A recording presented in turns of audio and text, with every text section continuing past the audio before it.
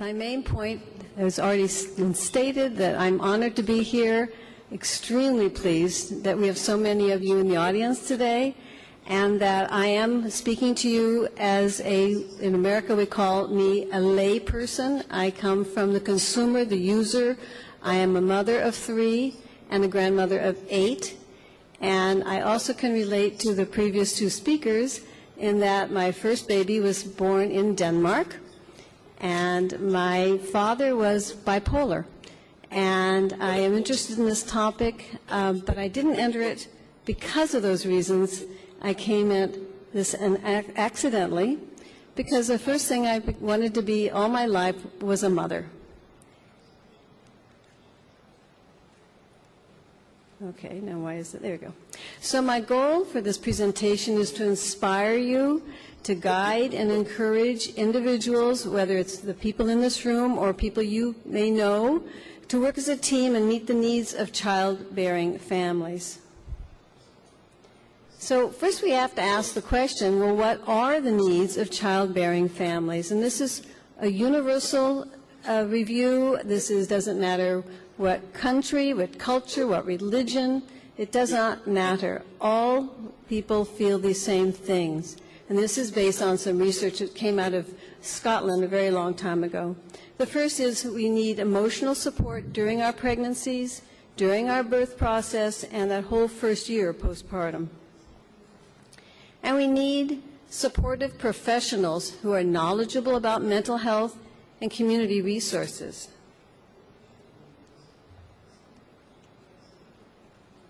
Oops. And most important, at least this is the most human aspect, is we need time to talk and talk and talk, and a place where we can talk about how that pregnancy is or has been, and how the birth went. And we need to talk about what it's like to be a new parent.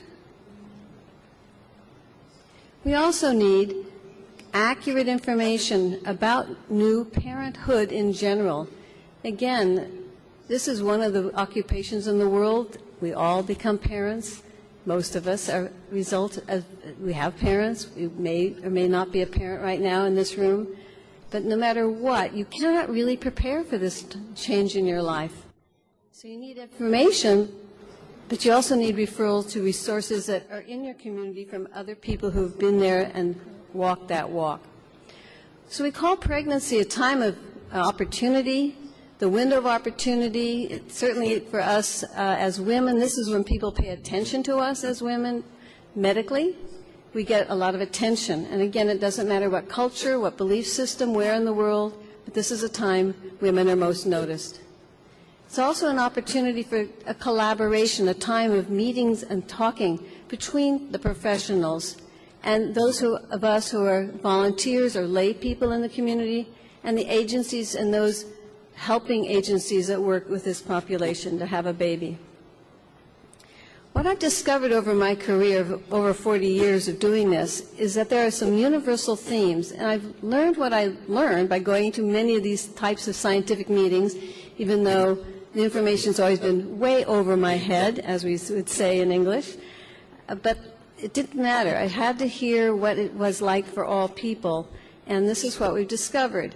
The emotional support that we all need as human beings includes these 4 simple words: empathy, compassion, friendship, and connections. And we have also found there's a universal message for all new parents. We know that everyone needs support, and that they need to hear that you're not alone, that you're not to blame, and that you're going to be okay. And by that we may mean that you're not the only one that has sleepless night, or the baby cried all night, or it could be that you had a psychotic break, that you're not the only one. And it's not your fault. And hearing the ongoing research that we really want to understand the biology behind this, it's not because I didn't want that baby or it wasn't the right time to have that baby, but it was not my fault how I'm feeling. The most beautiful part is the treatment aspect. Everyone can get well. We just need to get the women and their families the help they deserve. So this is what we also mean when we interpret our universal message. The first is to validate the person who's calling or speaking to you. Remember, you're seeing them as patients. I see them as equals. But the message of you are not alone is validating whatever they're feeling. And to assure them is reassuring that you're not to blame. Sometimes that's the first thing that they'll say, but it's all my fault, and you can reassure. And of course, by doing so, you're offering this hope that everything will be okay. So community support, I really want to get into what the definitions and some of the aspects of what my work has been over the decades. Community support networks are designed to strengthen our families. They act as a safety net for everyone, and they're available for all parents, not those who are having mental illness, not those who may have diabetes, not those who have a special issue, a sick baby. It's not about that. It's for everybody. And for this reason, we call it the wellness model. So what is social support? The definition, there's many, but this is the most generic. Overall, a well-intentioned action given willingly to a person with whom there is a personal relationship. So you say, again, it's a well-intentioned, and it's given willingly, and there's some kind of connection. And the research is very strong. We have lots of data on this, but I've just picked these two. These are rather old, but we know that social support produces a positive response in our recipients, and it plays a mediating role in decreasing perceived stress in women. Now, what are characteristics of support? Well, it's about people helping people.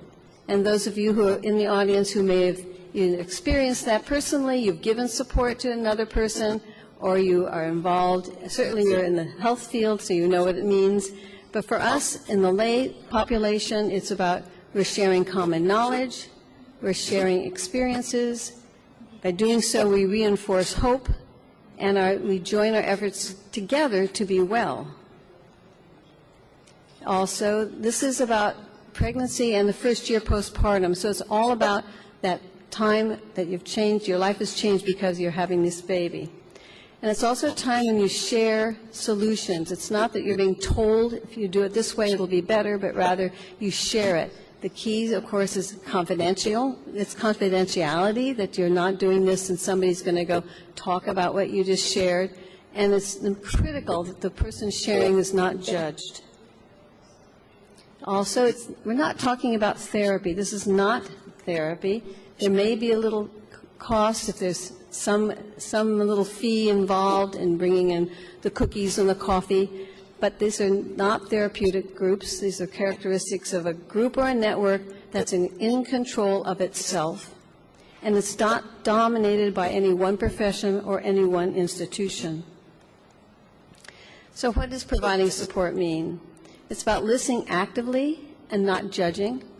It's about being comfortable with this very difficult topic. It also can be difficulties of we're talking specifically about mental illness or mental health, but it could also be things about sexuality, divorce. We call them other special circumstances, things that may be very difficult for the person to share, but they will not be judged when they do say what they're feeling. And it's critical for the supporters who provide support to be up to date on their own community and what's available and how to help that person.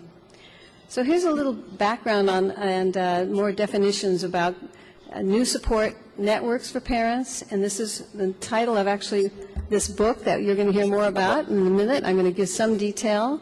It's also the course that we're going to do this afternoon, this evening. But the whole movement, the whole idea of parents getting together and offering support started in the 1970s, and that fits well with who I am as a young woman. I had my children in the 60s and the 70s. And what we have discovered, of course, this is a time, those of you who are old enough, you may hear words self-help, peer support, community-based, the beatniks, all these other kinds of things. There's a time in America, and certainly in the West, of a lot of this self-help movement and social support networking. So the first group that's up there is called Pacific Postpartum Support Society. It was actually started in Canada, and it still goes on today. And it was specifically designed around supporting depression related to childbirth. But my group that I know best is from my community in Santa Barbara, California, where it's where I had my children, and it's called Postpartum Education for Parents, or PEP. We designed it specifically around the adjustment issues, not around mental illness or mental health. But all of them do the same thing. There's a sustainable aspect to these things. We're working with human capital. We have pragmatic approach. There's a framework, and there's collaboration. And both of those groups that started in the 70s are still very active today. So in my book that I designed in order to encourage and inspire other communities to think about this and how can we bring community support to our families, is to go through a step-by-step process. It's a logical process. I won't go into a lot of detail now, but it's something that is necessary. And the book that I've written is a workbook, so you actually work through these stages. For instance, you have to make sure the people who want to do this kind of work really have the qualifications. They have to think about them themselves. They have to get organized, share this, because you cannot do this alone.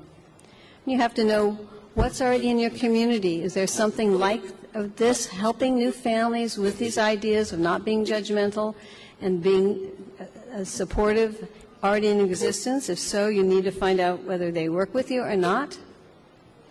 The third stage is about planning. You have to really design around the purpose, your philosophy, the goals. What are you going to do? How are you going to get funded? Now, this is in many situations, they're all voluntary. The group in Santa Barbara, California, where I started, we have a very low budget because it's all volunteers, there's no office, and there's no paid staff.